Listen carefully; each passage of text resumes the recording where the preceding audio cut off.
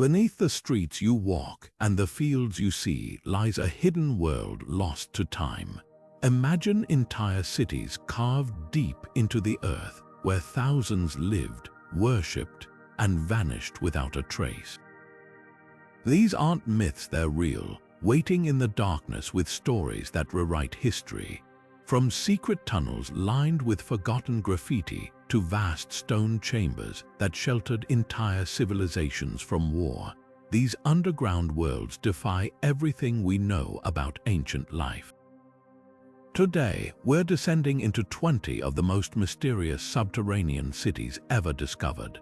You'll see how some were built with technology we still can't replicate, why others were sealed away for centuries, and what eerie secrets whisper from their walls.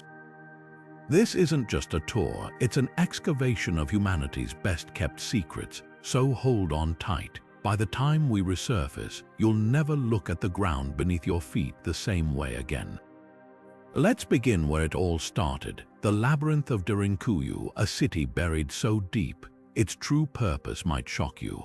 Now let's descend into the depths of one of the most astonishing underground cities ever uncovered.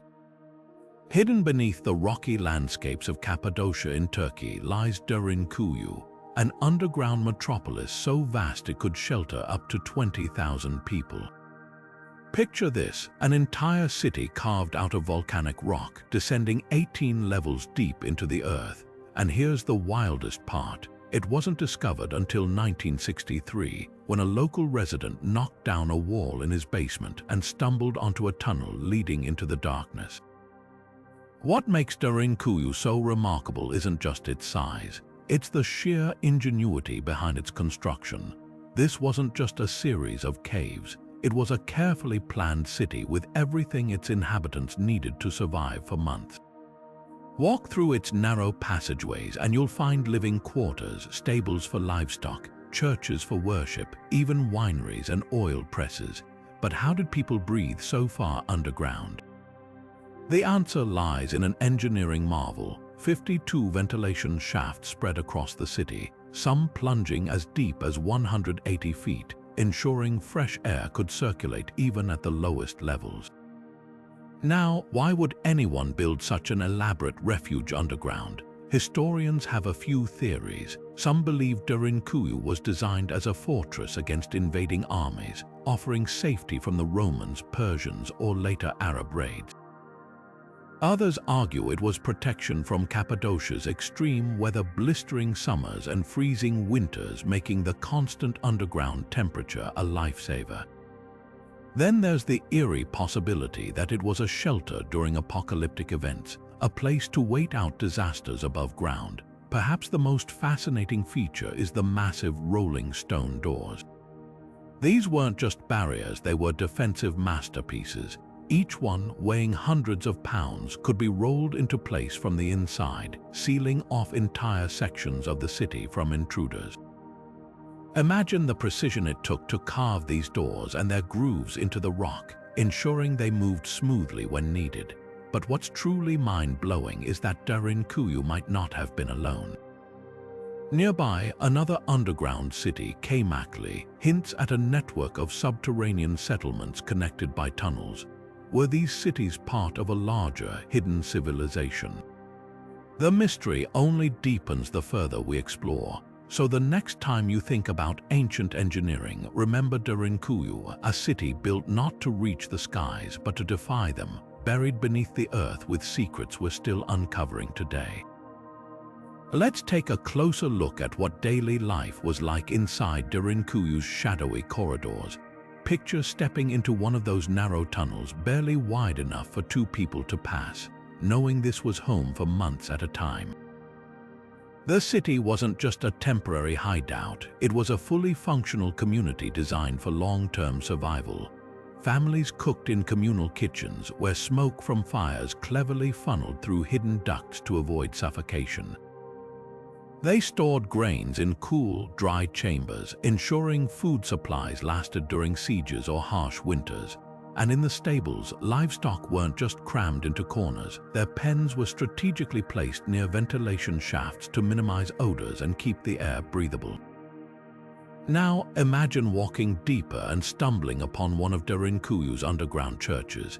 These weren't makeshift worship spaces but carefully carved sanctuaries with vaulted ceilings and even baptismal fonts. The largest church sits on the 7th level, its walls adorned with faint traces of frescoes, proof that faith thrived even in the darkness. Nearby, wineries and oil presses reveal another layer of ingenuity. Grapes and olives were processed underground, their byproducts stored in sealed jars to prevent spoilage. Every detail whispers the same message. This wasn't just survival, it was a society determined to maintain normalcy beneath the earth. But how did they stay safe from threats? The rolling stone doors weren't the only defensive marvel. Some passageways could be flooded or collapsed in emergencies, trapping invaders or cutting off access entirely. The city's layout itself was a maze, with dead ends and sudden drops designed to confuse outsiders. And if you've ever wondered how they lit such a vast space, the answer lies in thousands of small niches carved into walls, each one holding oil lamps that cast a flickering glow through the corridors. Here's where the story gets even more intriguing. Less than 6 miles away lies Kaymaklı, Derinkuyu's sister city. While smaller, Kaymaklı shares eerily similar features: ventilation shafts, rolling doors, even its own network of stables and churches. Archaeologists believe the two were once connected by tunnels, possibly part of a sprawling subterranean network across Cappadocia. Some speculate these cities could have housed entire populations during invasions, with Kaymaklı acting as an overflow shelter when Derinkuyu reached capacity. The craftsmanship in both cities suggests a level of coordination that defies the era's technology. How did ancient builders calculate airflow so precisely? Or align tunnels between cities without modern surveying tools? Each unanswered question pulls us deeper into the mystery. What's certain is that Derinkuyu and Kaymaklı weren't just holes in the ground. They were masterpieces of resilience, proof that humanity's greatest innovations often emerge not in the light but in the dark. Now let's journey just a short distance from Derinkuyu to its sister city, Kaymaklı. Though smaller in scale, this underground marvel is no less impressive. Picture a labyrinth carved not for temporary refuge but for a thriving subterranean life. 8 levels deep, with each floor revealing another layer of ingenious design. While Derinkuyu could house thousands, Kaymaklı's layout feels more intimate, yet every corridor and chamber echoes the same meticulous planning. Step inside and you'll notice how space was optimized for efficiency. The stables here sit directly beneath living quarters, an unusual choice until you realize the body heat from animals helped warm the homes above during frigid winters. Ventilation shafts, narrower than Derinkuyu's but equally effective, weave through the rock like arteries, ensuring fresh air reached even the deepest levels. And those iconic rolling stone doors, Kaymaklı has them too, some still perfectly balanced in their tracks, ready to seal off invaders at a moment's notice. But what truly sparks curiosity is the potential connection between these two cities. Archaeologists have long debated whether a hidden tunnel network once linked them. The distance, roughly 6 miles, wouldn't have been impossible for ancient engineers, especially given the Hittites' known tunneling prowess as early as 2,000 years before our time. Some theorize these cities were part of a regional defense system, with Kaymaklı acting as both a satellite settlement and a fallback point if Derinkuyu was compromised. Evidence of shared techniques adds fuel to the theory. Both cities feature identical mortarless stonework, chambers with rounded ceilings to distribute weight, and even matching niches for oil lamps. Yet Kaymaklı holds its own mysteries. On its 4th level, a sprawling winery with grape presses suggests a community that didn't just survive underground but celebrated life there. Meanwhile, a cryptic carving of what some interpret as a Phrygian mother goddess hints at spiritual roots predating Christianity. The origins of Kaymaklı are as shadowy as its corridors. While Derinkuyu's construction is often credited to early Christians, Kaymaklı's deeper layers show signs of Hittite or Phrygian hand civilizations that mastered rock-cut architecture centuries earlier. Could these tunnels have started as Hittite refuges, expanded by later generations? Without written records, we're left tracing clues in the stone itself. One thing is certain, Kaymaklı proves that underground living wasn't an anomaly but a refined art. Its existence forces us to rethink how ancient societies adapted to threats, not just with brute strength but with astonishing creativity. As we move forward, remember this duality. Beneath Cappadocia's ferry chimneys lies not one but many hidden worlds, each waiting to rewrite history. Now we leave the sun-baked landscapes of Cappadocia and travel to the misty hills of northern France, where another underground marvel waits Naours. This isn't a city carved by ancient hands for survival, but a labyrinth born from necessity and reshaped by centuries of conflict. Imagine a vast network of limestone tunnels, originally dug in the Middle Ages to extract building materials. Over time, the quarry's purpose shifted dramatically. By the 17th century, it had become a secret refuge for villagers fleeing invading armies, a hidden world beneath their feet. Step into Naours today, and you'll find more than 300 rooms sprawled across multiple levels, some stacked like a honeycomb. Unlike the engineered precision of Derinkuyu or Kaymaklı, Naours feels organic, its walls rough-hewn and uneven, bearing the marks of pickaxes rather than meticulous planning. Yet this rawness adds to its haunting charm. The air is cool and damp, the silence broken only by echoes of footsteps, a stark contrast to the bustling life above ground. What makes Naours uniquely compelling are the traces left by its most unexpected residents, soldiers of World War I. During the war, this subterranean space became a temporary shelter for troops, and they left their mark in the most human way possible: graffiti. Hundreds of names, dates, and even intricate carvings cover the walls, a poignant testament to the young men who paused here between battles. Some inscriptions are heartbreakingly brief, a single name and regiment. Others include hometowns half a world away from Australia to Scotland. One particularly touching carving shows a carefully etched kangaroo, likely by an Aussie soldier longing for home. These aren't just scratches on stone, they're frozen moments of hope, fear, and camaraderie. But Naours holds older secrets too. Before the soldiers, it sheltered villagers during the 30 Years' War and the Spanish invasions of the 16th century. The underground city even had its own chapels, bakeries, and stables, proof that people didn't just hide here, they lived. Ingenious air shafts disguised as wells kept the chambers ventilated, while hidden exits allowed swift escapes. Yet by the 19th century, Naours had faded into legend, its entrances overgrown until a curious priest rediscovered them in 1887. The eerie atmosphere of Naours isn't just about its darkness. It's the layers of time pressed into every corridor: the medieval quarry workers, the desperate villagers, the weary soldiers. Unlike the planned subterranean metropolises of Turkey, Naours evolved by accident, a space repurposed again and again by those with nowhere else to go. And that's what lingers, the sense that these tunnels weren't just a refuge, but a silent witness to centuries of human resilience. As we move forward, remember this: while some underground cities were built for permanence, others, like Naours, became sanctuaries because they had to. Their stories aren't just about survival, but about the unyielding human instinct to adapt, even in the darkest of places. Shifting our gaze from the misty refuge of Naours, we now journey across the ocean to the rugged Andes of Peru, where the ancient Inca fortress of Ollantaytambo guards secrets beneath its stone temples.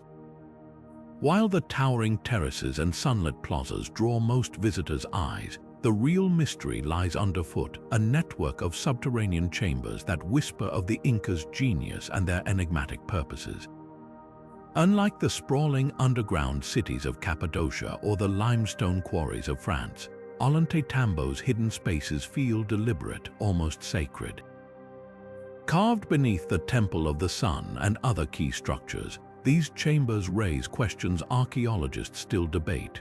Were they storerooms for the empire's vast surplus of grain and textiles? Sacred spaces for rituals shielded from the eyes of commoners, or perhaps emergency escape routes during the Spanish conquest? The truth might be all three. One compelling clue lies in the precision of their construction. The Inca were masters of stone, fitting blocks so tightly that not even a blade of grass could slip between them. Yet these underground rooms lack the polish of their temples above. The walls are rougher, the corridors narrower, suggesting urgency or secrecy. Local legends speak of chincanas, a Quechua word for labyrinthine tunnels linking key sites across the empire. Some claim these passages stretched all the way to Cusco or even Machu Picchu, though no explorer has fully mapped them. What we do know is how these chambers align with Inca cosmology. The Inca saw the underworld Uku Pacha as a realm of ancestors and agricultural fertility. For a culture that revered mountains and springs as living deities, tunneling into the earth may have been a spiritual act as much as a practical one. Recent discoveries of ceremonial pottery and unusual acoustics in certain chambers hint at rituals honoring Pachamama, the earth goddess. But Ollantaytambo's underground also tells a darker tale. When the Spanish attacked in the 1530s, these tunnels likely saved lives. Chroniclers wrote of Incan warriors vanishing mid-battle, only to reappear behind enemy lines, a tactic made possible by hidden exits. One tunnel, now collapsed, is said to have led to a distant valley, offering rebels a path to resistance. Today, visitors can peer into a few accessible chambers, their shadows stretching into the unknown. The air here is thick with the weight of history, not just of the Inca but of the civilizations before them. Ollantaytambo rests on older ruins, and some tunnels may predate the empire entirely. A reminder that every layer of earth holds older stories waiting to be unearthed. As we ponder Ollantaytambo's secrets, one thing is clear. Where other cultures built outward, the Inca built downward, weaving their world into the very bones of the Andes. Whether for survival, worship, or something beyond our understanding, these chambers stand as silent witnesses to an empire that mastered both the heights and the depths. Stepping deeper into the mysteries of Ollantaytambo, we uncover the true genius of Inca engineering, where every stone, every channel, and every slope tells a story of innovation. This wasn't just a fortress or a temple complex, it was a meticulously planned masterpiece, designed to harmonize with both the land and the cosmos. Let's start with the stonework. The Inca didn't just build walls, they sculpted them. Blocks weighing several tons were quarried from mountains miles away, transported without wheels or draft animals, and fitted together with seams so precise they've withstood centuries of earthquakes. But here's the astonishing part: many stones were intentionally left unfinished. Some researchers believe this was a deliberate choice, a way to anchor the structures spiritually, as if the rocks were still connected to the living earth. Others argue it was practical, allowing for adjustments as the terrain settled. Either way, it reveals an intimate understanding of materials most civilizations would deem unworkable. Then there's the water. Ollantaytambo's hydraulic systems rival modern engineering. Channels carved into the stone-direct mountain springs through the site with gravitational precision, feeding fountains, baths, and agricultural terraces. One particular cascade, the Baño de la Ñusta Princess's Bath, still flows today, its water whispering secrets of ritual purification. But these weren't just functional, they were symbolic. Water was sacred to the Inca, a bridge between the heavens Honan Pacha and the underworld Uku Pacha. The way it zigzagged through the site mirrored the Milky Way, a celestial roadmap etched into the earth. This brings us to Pachacuti, the visionary emperor who transformed Ollantaytambo into a strategic and spiritual hub. Under his reign in the mid-15th century, the site became a nexus, a gateway linking Cusco, the imperial heart, to Machu Picchu and the Sacred Valley. Some scholars propose Ollantaytambo was a blueprint for Machu Picchu, a testing ground for the grander city's iconic terraces and astronomical alignments. The terraces here, for instance, aren't just farmland, they're giant stairways to the sky, designed to maximize sunlight and mimic the mountain peaks the Inca worshipped. But perhaps the most tantalizing theory involves the missing third of Ollantaytambo. Maps and colonial accounts suggest the complex was meant to be 3 times larger, its construction halted abruptly by the Spanish invasion. Had it been completed, would we see an even grander network of tunnels, temples, and waterworks? The unfinished Templo del Sol hints at this lost vision, its massive rose-colored monoliths hauled halfway up the hill, waiting for hands that never came. As dawn breaks over Ollantaytambo, sunlight strikes the terraces like a golden calculator, revealing another marvel, the site's alignment with the June solstice. On that day, shadows cast by the mountains align perfectly with stone markers, a celestial clock carved into the Andes. This wasn't just engineering, it was a dialogue with the gods.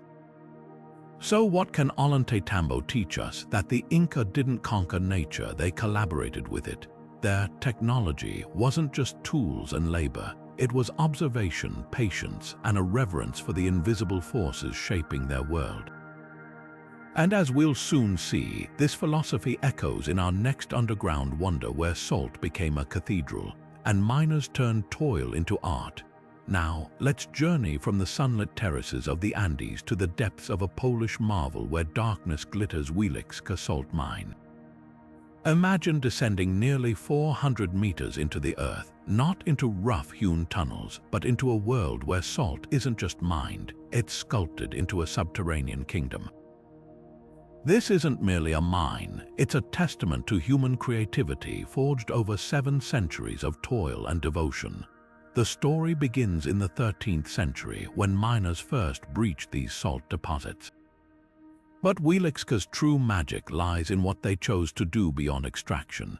Instead of leaving bare walls, they carved chapels, chandeliers, and even lakes, transforming functional spaces into a labyrinth of art.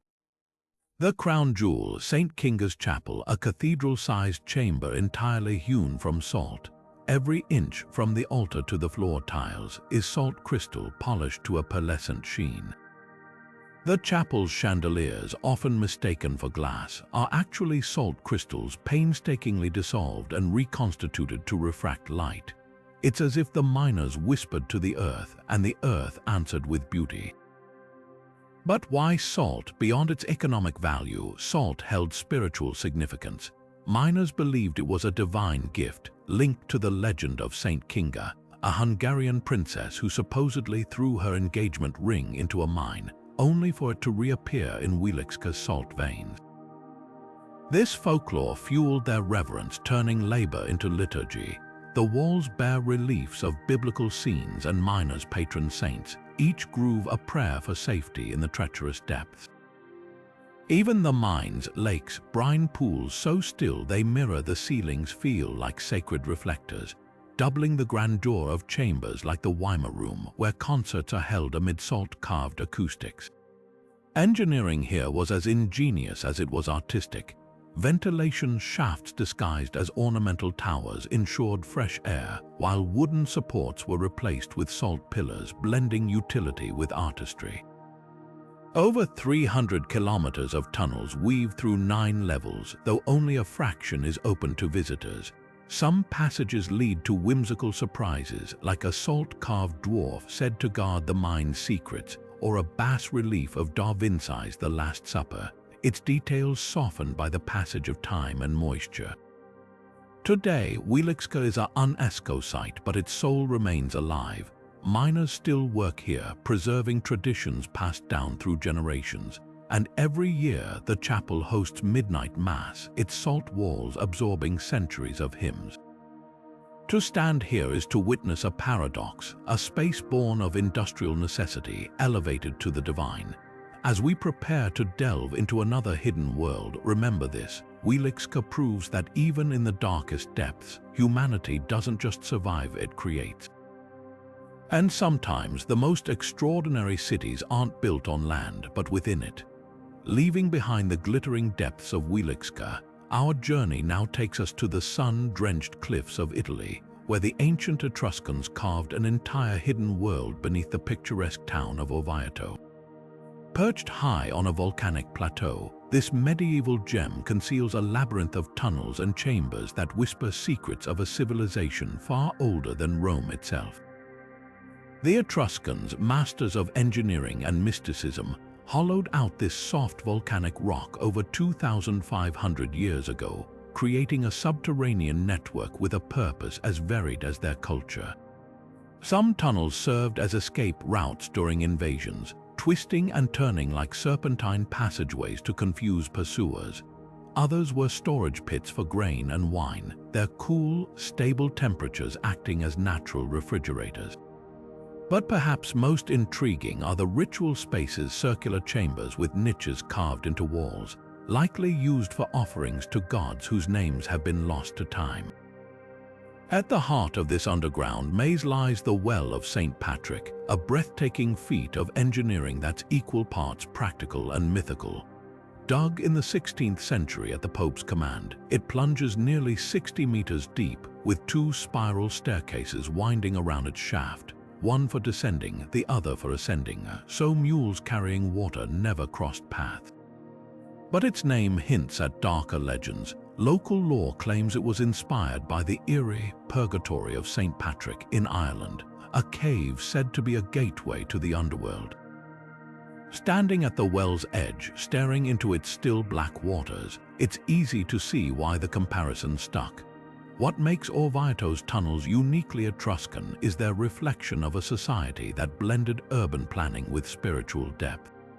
Unlike later Roman constructions, which prioritized sheer efficiency, these passages often curve in symbolic patterns, echoing the Etruscans' belief in harmonizing with the Earth's energy.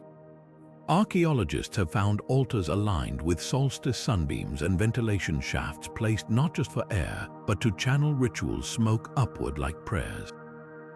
Even the staircase's uneven steps suggest a deliberate design, perhaps to force climbers to slow down and reflect. Today, visitors can wander these shadowy corridors, tracing handprints left by ancient builders in the soft rock. One chamber, dubbed the Olive Press Room, still bears grooves where oil was extracted, while another features a hollowed-out basin thought to be a baptismal font for pagan rites. The Etruscans left no written history, but their tunnels speak volumes. They tell of a people who saw the earth not just as shelter, but as a sacred partner, a contrast to the later Romans who built over the land, not within it. As we move from Italy's cliffside secrets, remember, Orvieto's underground isn't just a relic. It's a reminder that sometimes the most profound stories aren't written on parchment, but etched into stone beneath our feet. From the mystical depths of Orvieto, we now shift our gaze to a very different kind of underground city, one born not from ancient spirituality, but from the chilling realities of the 20th century. Beneath the bustling streets of Beijing lies a sprawling Cold War-era labyrinth, a shadowy testament to humanity's fear of annihilation. Constructed under the orders of Chairman Mao Zedong in the 1960s and 70s, this vast network of tunnels was designed as a refuge for the city's population in the event of nuclear war. Covering an astonishing 85 square kilometers, the Beijing Underground City, or Dixia Cheng, could shelter up to 6 million people, nearly the entire population of Beijing at the time. Built primarily by hand with picks and shovels, this maze of reinforced concrete corridors stretches beneath homes, schools, and even the Forbidden City itself, connecting to subway stations and government buildings via hidden entrances disguised as ordinary storefronts or residential basements. Walking through its dimly lit passages today, you'll find remnants of a society preparing for doomsday. Ventilation shafts disguised as chimneys, rusted propaganda signs urging resilience against imperialist threats, and communal kitchens with giant woks still mounted on brick stoves. Some sections were equipped with hospitals, schools, and even theaters to maintain morale during what was expected to be months of confinement.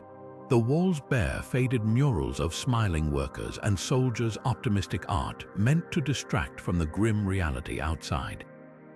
Yet for all its scale, the underground city was never fully used. By the 1980s, as Cold War tensions eased, sections were repurposed as cheap housing, mushroom farms, or storage. Today, only a small fraction is open to tourists, with much of the network sealed off by the government. Guides whisper about forgotten corridors that supposedly lead to high-security bunkers or connect to modern military installations, though these claims remain unverified. The air is thick with urban legends, tales of ghostly footsteps echoing in abandoned wings, or of families who secretly still live down here, refusing to leave their Cold War hideaways. What makes Dixia Cheng uniquely haunting is how it straddles eras. Unlike the sacred tunnels of Orvieto or the utilitarian mines of Wieliczka, this is a place where ideology and survival collided. Its construction was a feat of both paranoia and ingenuity, a monument to the belief that humanity could outdig its own destruction. As we step back into Beijing's sunlight, the question lingers: was this underground city a lifeline or a monument to the futility of war? Either way, its silent corridors remind us that sometimes the deepest scars of history are the ones we can't see. Our next stop takes us from the manufactured shadows of Beijing to the natural caverns of Jordan, where an entire city was carved into rose-colored cliffs. Petra. But that's a story for another moment. Now, let's descend even deeper into the mystery of Beijing's underground labyrinth, where history blurs with rumor and the walls seem to whisper secrets. While Dixia Cheng was built as a pragmatic shield against nuclear devastation, time has transformed it into something far more enigmatic, a breeding ground for urban legends that thrive in its shadowy corners. One of the most persistent tales revolves around the so-called forgotten sections, sprawling areas supposedly sealed off by the government decades ago. Locals claim these hidden zones contain everything from abandoned Cold War-era laboratories to clandestine meeting rooms for high-ranking officials. Some even whisper of tunnels stretching far beyond Beijing's borders, linking to military bases or other underground cities.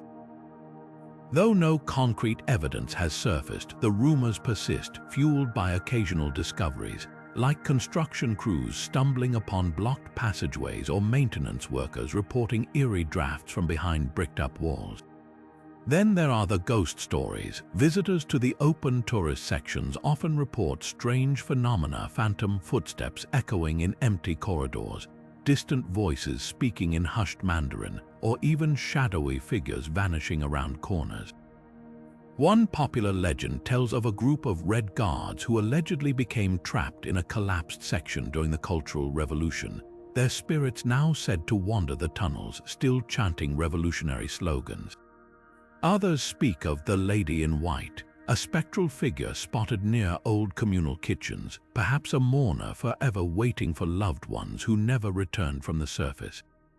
What makes these stories so compelling is how they clash with the site's original purpose.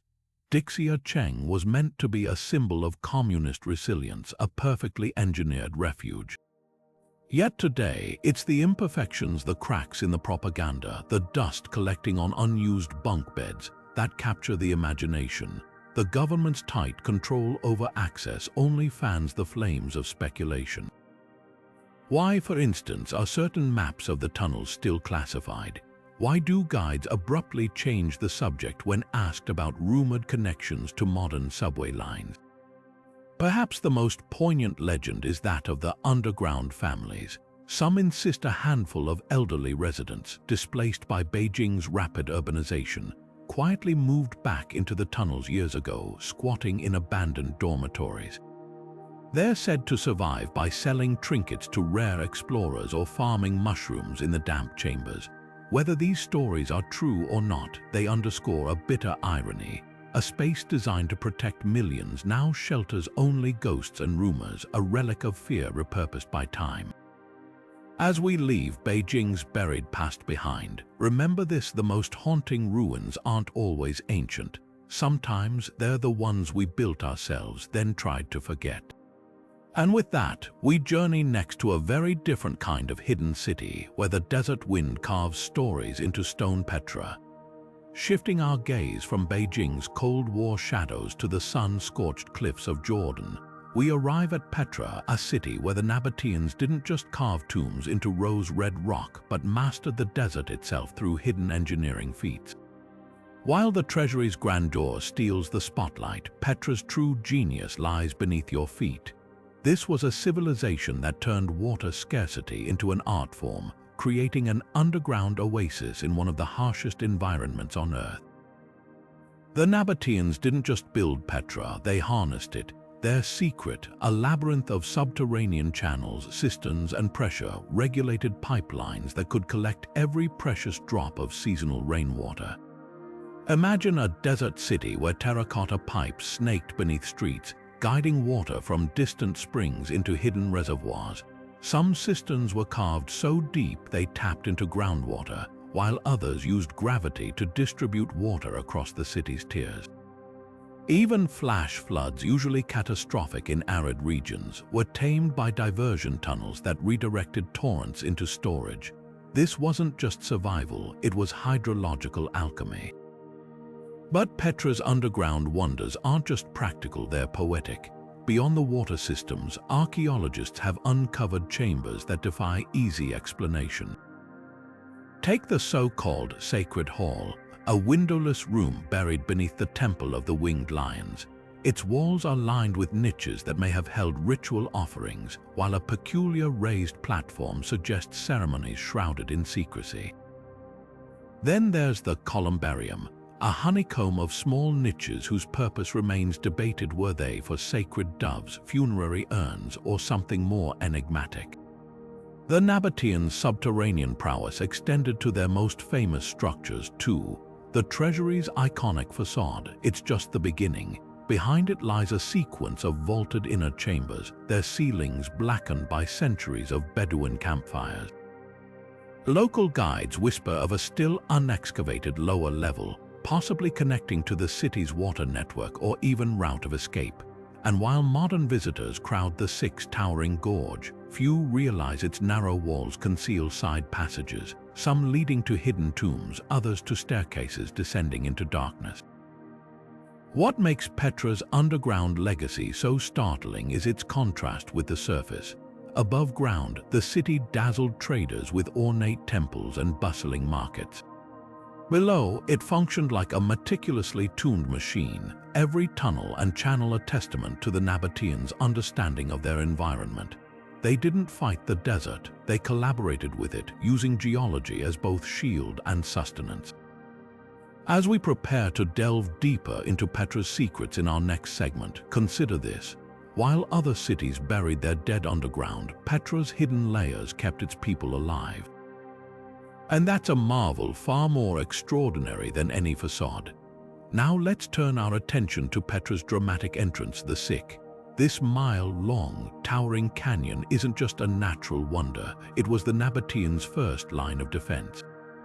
Imagine approaching Petra as an outsider in ancient times, squeezing through this narrow passage with cliffs looming hundreds of feet above you, their shadows playing tricks on your eyes. The Sick isn't straight, it twists deliberately, making it impossible to see what lies ahead until you're already deep inside. Any invading army would have been funneled into a death trap, exposed to arrows or rocks hurled from hidden niches in the cliffs. But the Nabateans didn't just rely on nature's architecture. Carved into the sandstone walls are shallow channels that once held terracotta pipes, part of the same ingenious water system that sustained the city. Even here, in this seemingly barren gorge, life-giving water flowed unseen. The Sick's cinematic grandeur might explain why it became the backdrop for Indiana Jones' ride to the treasury in The Last Crusade. But Hollywood barely scratched the surface of its secrets. Recent LiDAR scans, technology that uses lasers to map hidden structures, revealed anomalies along the Sick's walls. sealed chambers, and what might be staircases leading upward into the rock. Some archaeologists believe these could be elite tombs, their facades deliberately erased by time or human hands. Others speculate they were guard posts, watchtowers carved into the cliffs where sentinels could monitor or ambush anyone entering. Then there are the whispers of the lost tombs of the sick. Bedouin elders speak of a hidden burial complex, its entrance concealed by a collapse centuries ago. In 2010, ground-penetrating radar detected hollow spaces beneath the canyon floor, but political tensions and the fragility of the site have delayed full exploration. One tantalizing clue, a 1st century Roman account mentions gold-lined chambers in Petra's outskirts, possibly referring to tombs near the sick.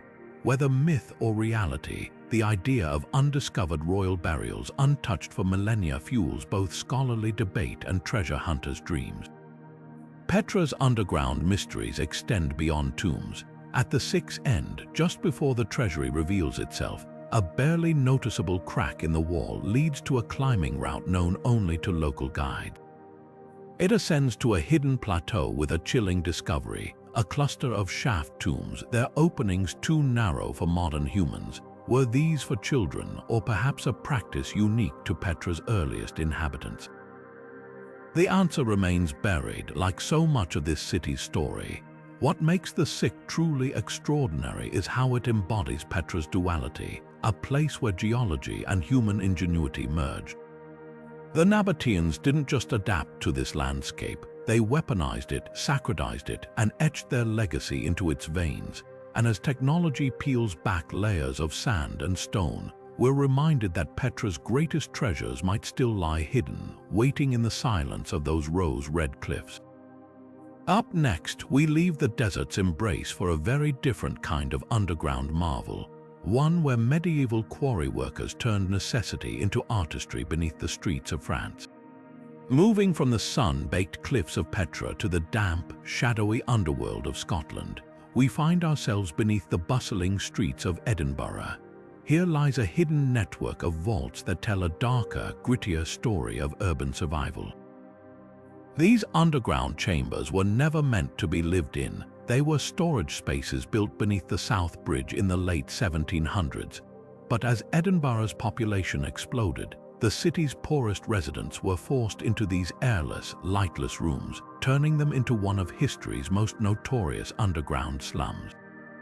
The vaults were a world apart from the elegance of the city above. With no ventilation, sanitation, or natural light, they became breeding grounds for disease and desperation. Families crammed into single rooms while criminals operated illegal taverns and brothels in the labyrinth of passages. The dampness was relentless, walls wept with moisture and belongings molded within days.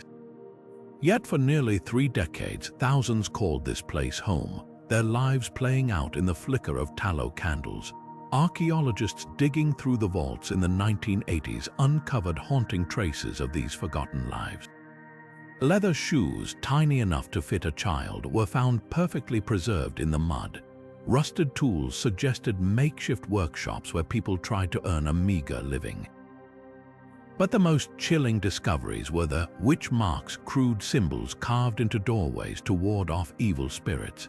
The residents of the vaults didn't just fear poverty, they feared the supernatural lurking in the dark. And perhaps they were right. Today, the vaults are infamous for paranormal activity. Visitors report sudden temperature drops, shadowy figures darting around corners, and the sound of children laughing echoes of a past that refuses to stay buried. One particularly eerie tale centers on Mr. Boots, a mischievous spirit said to tug at clothing or whisper in ears. Others speak of a phantom hound, its growls reverberating through empty corridors. Whether these stories are folklore or something more, they underscore the vault's reputation as a place where history and horror intertwine. What makes Edinburgh's underground so compelling isn't just its grim past, but how it mirrors the city's duality. Above ground, Edinburgh was the Athens of the North, a beacon of Enlightenment thinking. Below, it hid an underclass struggling to survive. The vaults force us to confront an uncomfortable truth. even the most civilized societies have shadows they'd rather keep buried.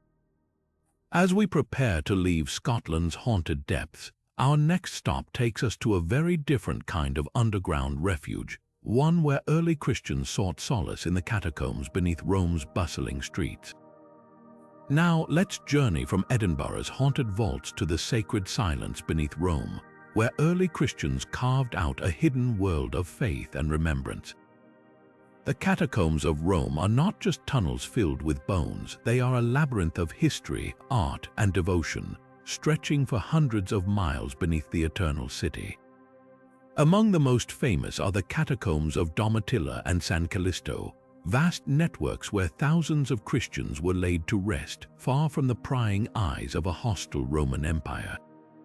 Walking through Domitilla's passages, you're surrounded by tiers of niches, each once cradling a body wrapped in linen. But what's truly remarkable are the frescoes adorning the walls, simple yet profound images that tell stories of hope. A shepherd carrying a lamb symbolizes Christ's care for his followers. A fish, spelled ichthys in Greek, was a secret acronym for Jesus Christ, Son of God, Savior. Even the anchors painted beside tombs whispered of steadfast faith amid persecution. These symbols weren't just art, they were a coded language of survival. San Callisto, named after a 3rd century pope, takes this underground devotion even deeper. Here, entire chambers served as family tombs, their walls etched with prayers and scenes of resurrection. One fresco shows a banquet, a reference to the heavenly feast believers hoped to join. Yet these catacombs weren't just for the dead. Early Christians gathered here to honor martyrs, celebrating Mass in hidden alcoves. The very earth beneath Rome became their sanctuary, but the catacombs weren't the only secrets buried under the city.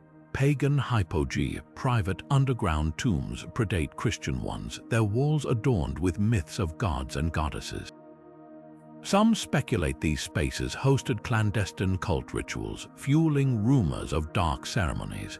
The truth, many were simply dignified resting places for wealthy Romans. Yet the contrast is striking. Where pagan tombs glorified individual legacy, Christian catacombs spoke of communal hope. Then there are the myths, whispers of cults using catacombs for forbidden rites. While there's no evidence of early Christians practicing anything sinister, the stories persist, blurring the line between history and legend. What's undeniable is how these tunnels reflect Rome's layered soul, a city where faith and fear, life and death intertwined beneath the streets. As we leave the hushed reverence of the catacombs, our next descent takes us even further into Rome's buried past, where lost layers of history wait to be uncovered. Deeper still beneath Rome's streets lies a hidden puzzle of forgotten spaces, where one era's grandeur becomes another's foundation. Take the Basilica of San Clement, a stunning medieval church that conceals a startling secret. Descend beneath its marble floors, and you'll find yourself standing in an entirely different world, a 4th century church, its faded frescoes still hinting at vibrant blues and golds. But the journey doesn't end there. Below that church, a 1st century Roman apartment building, and beneath that, the ruins of a temple to the god Mithras, where initiates once gathered for mysterious rites. It's like a time machine built in layers, each level whispering a different chapter of Rome's story.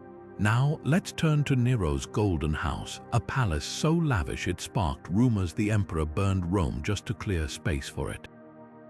While that's likely just ancient gossip, the Domus Aurea's scale was staggering. Over 300 rooms sprawled across downtown Rome, dripping in gold leaf and precious stones. But after Nero's death, his successors tried to erase his legacy, burying the palace under new construction. For centuries, it was forgotten until Renaissance artists like Raphael lowered themselves through holes in the ground, discovering vaulted ceilings covered in fantastical frescoes. These grotesques, as they were called, inspired an entire artistic movement. Today, archaeologists still uncover new chambers, some revealing Nero's private rotating dining room or an octagonal hall with a ceiling that once showered petals on guests. But here's the twist: Nero's palace might connect to even older secrets. Legends speak of tunnels linking the Golden House to the Vatican, possibly used by early Christians or later emperors. While no definitive proof exists, recent ground-penetrating radar has revealed voids beneath Rome's modern streets that could match these tales. One theory suggests these passages hid Nero's rumored lost theater, a lavish underground venue mentioned in ancient texts but never found. What makes these lost layers so fascinating isn't just their scale, it's how they rewrite history. The Basilica of San Clemente shows how Rome constantly recycled itself, building atop its past like pages in a book. Nero's palace, meanwhile, reveals how political grudges could bury entire worlds, only for them to resurface centuries later, and those rumored tunnels. They remind us that for all we've uncovered, Rome's underground still holds mysteries waiting to be solved. As we pull ourselves back to the surface, our next stop takes us from the weight of ancient empires to a modern marvel, a town where life thrives entirely underground to escape the relentless sun. Leaving behind the ancient mysteries of Rome, we now travel to a place where necessity and ingenuity collide beneath the scorching outback sun. Welcome to Coober, Pedy, Australia, a town where life quite literally goes underground. Imagine stepping into a world where the thermostat reads 50 degrees Celsius or 122 degrees Fahrenheit in the shade, and the ground itself seems to exhale heat. Here, the locals have found a brilliant solution. They've moved their entire lives beneath the surface. Coober, Pedy isn't just an opal mining hotspot, it's a fully functioning subterranean community. The name itself, derived from the Aboriginal phrase Coober Pedy, meaning white man's hole, tells you everything you need to know. What makes this place extraordinary isn't just the practicality of living underground, it's how seamlessly the town has adapted. Homes here aren't built, they're carved. Dugouts, as they're called, are excavated directly into the sandstone cliffs, creating naturally insulated spaces that stay a comfortable 24 degrees Celsius or 75 degrees Fahrenheit year-round. Walk inside one and you'll find all the comforts of a modern house: kitchens, living rooms, even underground swimming pools, but with walls that tell a story. The rock striations reveal ancient seabeds, a reminder that this desert was once ocean. Then there are the public spaces. The town's Serbian Orthodox church, hollowed entirely from rock, is a masterpiece of adaptation. Sunlight filters through stained glass onto rough-hewn walls, blending reverence with raw geology. Even the local golf course embraces the surreal. Players carry patches of turf to hit from because the greens are just dust and rock. Above ground, the landscape looks like another planet, pockmarked with mining holes and towering mounds of excavated earth, earning it the nickname Moon Plain. It's no wonder filmmakers use it as a stand-in for dystopian wastelands or alien worlds. But the real heartbeat of Coober, Pedy is its opals. These precious stones, flashing with colors like trapped fire, have drawn prospectors for over a century. Miners dig shafts by hand or machine, following thin seams of gemstone through the rock. Some strike it rich, uncovering opals worth hundreds of thousands. Others spend years chasing whispers of color in the dark. The town's lore is full of legends like the Olympic Australis, a opal so large and pure it's considered priceless. Yet for all its quirks, Coober, Pedy isn't just a novelty. It's a testament to human resilience, the underground homes, the endurance of miners, even the way the community gathers in their subterranean bars and cafes. It's all proof that even in the harshest conditions, people will carve out a life. And sometimes they'll do it literally. Now, as we prepare to leave this sun-baked underworld, our journey takes an even stranger turn into the realm of UFO sightings and opal-fueled folklore. But the story of Coober, Pedy doesn't end with opals and underground homes. There's another layer to this place, one that veers into the realm of the unexplained. Let's venture deeper into the town's wild mining culture and the strange tales that have sprung from its otherworldly landscape. opal fever here isn't just about wealth, it's a way of life. Miners, known locally as opal gougers, operate in a world of grit and superstition. Some refuse to whistle underground, believing it brings bad luck. Others swear by noodling, sifting through discarded piles of rock in hopes of finding a missed gem. The camaraderie is fierce, but so is the competition. Stories circulate of miners secretly following rivals to suspected opal patches or sneaking into claimed diggings under cover of night. It's a high-stakes game where patience and instinct collide. The town's annual Opal Festival celebrates this relentless spirit, with competitions for the best stones and even a Opal Queen crowning. Yet for all the glamour, the reality is grueling. Many miners spend years in dusty tunnels, their only company the hum of machinery and the occasional rumble of a collapsing shaft. Then there's the UFO lore.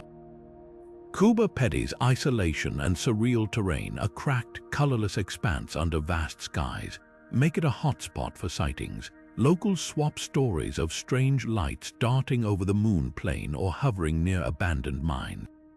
One of the most famous incidents happened in 1988, when a pilot reported a massive, silent craft trailing his plane near the town. The sighting made headlines and drew UFO researchers from around the world. Some speculate the area's magnetic fields or heat distortions played tricks on the eyes. Others whisper about secret military tests or even extraterrestrial interest in the opals themselves.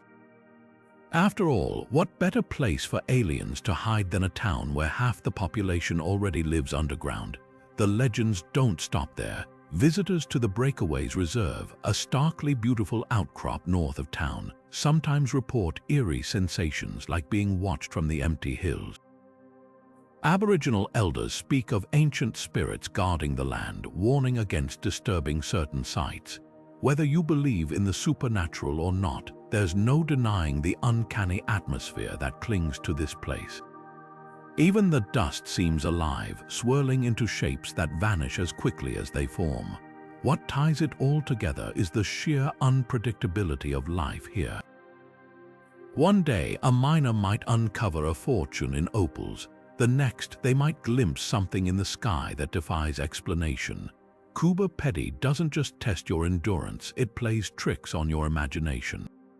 And maybe that's why people stay, for the thrill of not knowing what lies beneath the next rock or beyond the next dune. As we leave this sun-baked enigma behind, our journey takes us to another corner of the world where underground living isn't just practical, it's centuries old. The troglodyte homes of Matmata, Tunisia, await. From the sun-scorched mysteries of Australia, we now journey to the wind-swept deserts of North Africa, where an ancient way of life is carved straight into the earth itself. Welcome to Matmata, Tunisia, a place where homes aren't built but dug, where the landscape hides more than it reveals. These Berber troglodyte dwellings are more than just shelters, they're feats of survival. Imagine entire homes scooped out of the soft sandstone, with courtyards sunken below ground level and rooms branching inward like the chambers of a hive. Some of these structures date back 1,000 years, yet they feel timeless. The most famous among them, the very ones that starred as Luke Skywalker's childhood home in Star Wars. That iconic dome-shaped entryway and curved tunnels weren't movie magic. They were real, repurposed for the screen but lived in for generations. What makes these homes so remarkable isn't just their age or their Hollywood fame, it's their sheer practicality. In a region where summer temperatures can soar past 120 degrees Fahrenheit, the earth acts as a natural insulator. The thick walls keep interiors cool during the day and retain warmth at night, creating a stable climate without a single watt of electricity. Air circulation is cleverly designed too, with narrow entrance tunnels that funnel breezes into the main living areas while keeping out choking dust storms.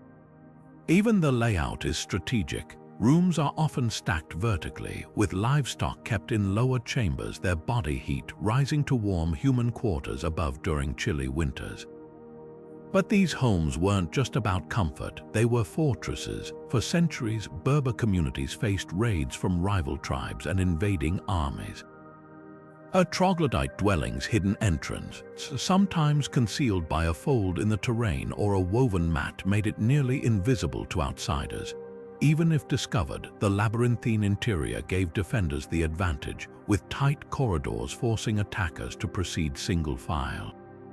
Some compounds included communal pits where multiple families could gather for safety, storing months of provisions in cool, subterranean pantries. Today, many of these homes still serve their original purpose. Families cook in earthen kitchens where smoke seeps slowly through ventilation shafts, preserving centuries-old recipes. Courtyards bloom with fig and olive trees, their roots drinking from hand-dug wells. And while some dwellings have been modernized with electricity or plumbing, the core design remains unchanged, a testament to ingenuity honed by necessity. As the Tunisian sun dips below the horizon, casting long shadows across these crater-like homes, it's easy to see why they've endured. They aren't relics, they're living proof that sometimes the best way forward is to dig deeper into the past. And speaking of endurance, our next stop takes us to a very different kind of underground city, one born not from tradition but from Cold War paranoia. The sprawling Burlington bunker in England awaits. But now, let's step into a world where secrecy wasn't just about survival, it was about power. Deep beneath the rolling countryside of Wiltshire, England, lies a relic of Cold War tension so vast it could house an entire government. This is the Burlington Bunker, a subterranean stronghold designed to protect Britain's elite from nuclear annihilation. Unlike the ancient troglodyte homes of Matmata, Burlington wasn't built by generations of families. It was constructed in absolute secrecy during the 1950s, a response to the looming threat of Soviet missiles. Spanning 240 acres, this underground city was equipped to shelter up to 4,000 people for months. Think of it as a doomsday ark, but instead of carrying animals, it was stocked with politicians, scientists, and military officials. The bunker's scale is staggering. Its labyrinth of tunnels connected offices, dormitories, even a fully operational hospital with surgical suites. There was a dedicated BBC broadcasting studio because if the world above was reduced to ashes, someone would need to tell the survivors what to do next. What makes Burlington especially chilling is how it mirrors the hierarchy of the world above. The Prime Minister's quarters were lavish by bunker standards, with wood-paneled walls and private bathrooms, while lower-ranking staff would sleep in cramped barracks-style rooms. The cafeteria could serve thousands of meals a day, thanks to stockpiles of canned and dehydrated food. But perhaps the most haunting detail, the bunker had its own artificial lake created to supply fresh water, a grim reminder that those inside might never see sunlight again. For decades, Burlington's existence was one of Britain's best-kept secrets. Locals near the site in Corsham knew something was underground. Rumors swirled about mysterious trucks and armed guards, but few guessed its true purpose. It wasn't until 2004, long after the Cold War had thawed, that the government finally declassified the bunker.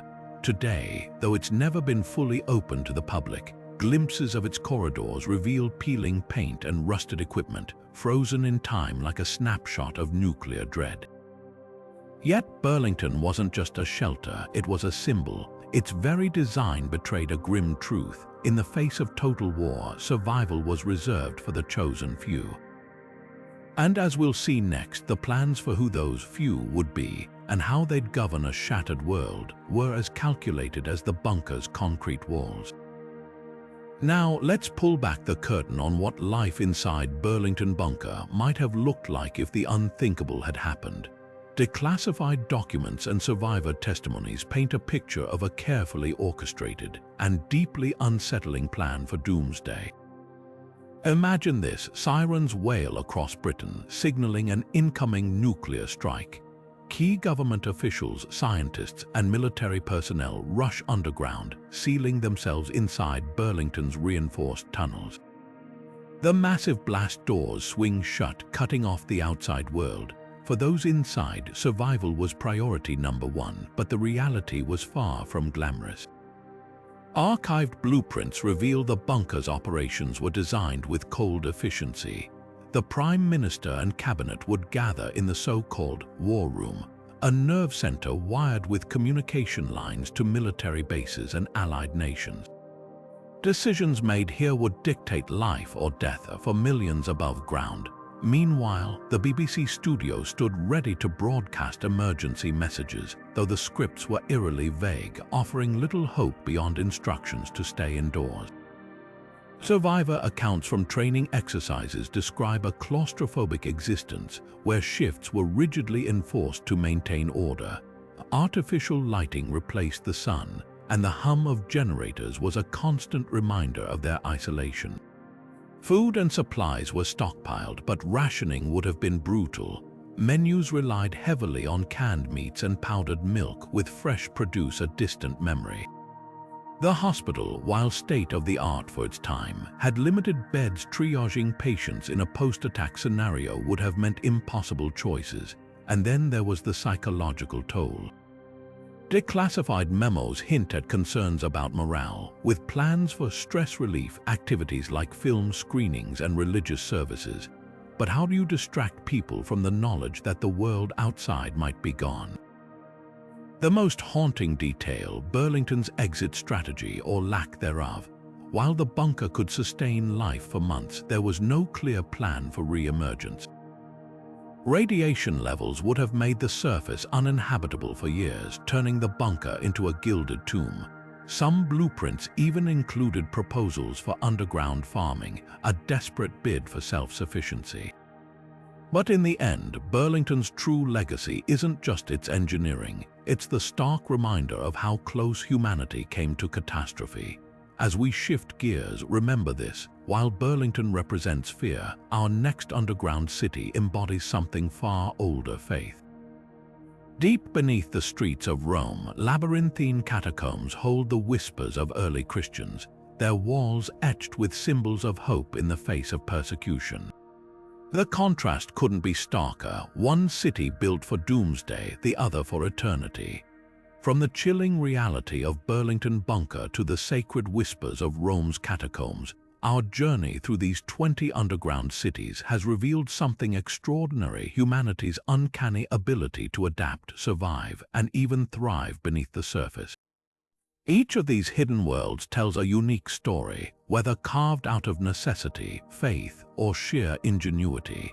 Massive subterranean shelters like Derinkuyu and Beijing's Cold War may show us the length civilizations will go to protect themselves from invaders or annihilation. Meanwhile, places like Petra's water channels and the Wieliczka Salt Mine's chapels remind us that these underground spaces weren't just about survival, they were centers of culture, spirituality, and breathtaking artistry. Think about it: how many of these cities were built not just to endure but to inspire? The Etruscans of Orvieto dug tunnels for rituals, their walls echoing with ancient prayers. The miners of Poland turned salt into sculptures, transforming their workplace into a cathedral of light and shadow. And then there's Coober, Pedy, where an entire community chose to live underground, not out of fear, but to create a life in one of Earth's harshest landscapes. These stories challenge our assumptions about what it means to call a place home. Yet for all we've uncovered, one question lingers: what secrets remain buried? With every archaeological breakthrough, like LiDAR scans revealing hidden chambers in Petra or accidental discoveries like Derinkuyu, we're reminded that the Earth still holds countless mysteries. Could there be an undiscovered network beneath the sands of Egypt, or forgotten refugee tunnels from medieval Europe waiting to be found? The more we learn, the clearer it becomes our planet's underground is less a void and more a hidden archive of human resilience. That's where you come in. Have you ever visited one of these subterranean marvels? Maybe you've wandered the candlelit passages of Edinburgh's vaults or stood in the echoing halls of the Wieliczka mine. Drop your stories in the comments. We'd love to hear which of these cities captivated you most. And if you're hungry for more historical enigmas, don't forget to hit that subscribe button and ring the notification bell. Who knows, the next video might just uncover a mystery beneath your feet. Until then, keep digging into the past. You never know what wonders lie just out of sight.